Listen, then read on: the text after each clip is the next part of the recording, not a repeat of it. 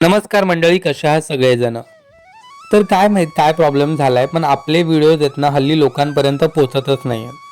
त्यामुळे तुम्ही आजच्या व्लॉग खाली सगळ्यांनी कमेंट करून सांगायचं आहे की तुम्ही आपला व्लॉग कुठल्या शहरातून बघताय ते. बघूया तरी आपली फॅमिली कुठपर्यंत पोहोचली आहे ती. तर ऑफिस सुटल्यानंतर सगळ्यात मोठा जर टास्क असेल ना तर तो असतो बस पकडून स्टेशनपर्यंत पोहोचण्याचा. कारण कधीच ती वेळेत मिळत नाही. पण आज मिळाली बाबा. कदाचित आज नशीब थोडं जोरावर होतं.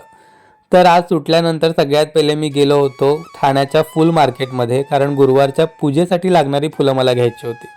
काय होतं ना, बुधवारी आपण जेव्हा बाजारात जातो तेव्हा बाजारात प्रचंड गर्दी असते. त्यामुळे मग मी ती आजच घेऊन ठेवली आणि मग काय ट्रेन पकडून डायरेक्ट घरी. घरी गेल्यानंतर चारवीची जी मायेची मिठी असते ना ती जगात भारी असते.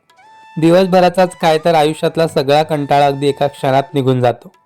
छान हातपाय धुतल्याने चारवीला सोबत घेऊन देवाला दिवा लावला. आयुष्यातला अजून एक दिवस अतिशय सुंदर गेला, त्यामुळे देवाचे मनापासून आभार मानले आणि मग आणलेली सगळी फुलं छान डब्यात भरून ठेवली.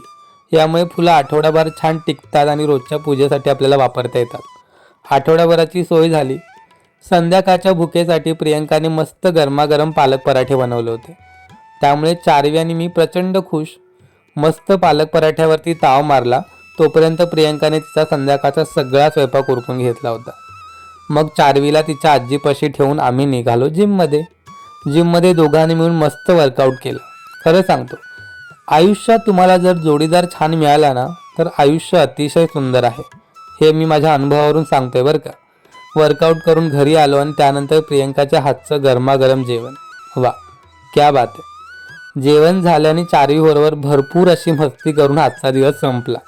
तर कसा वाटला आजचा व्लॉग मला कमेंट करून नक्की सांगा.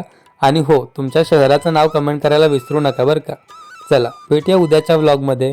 Bye bye.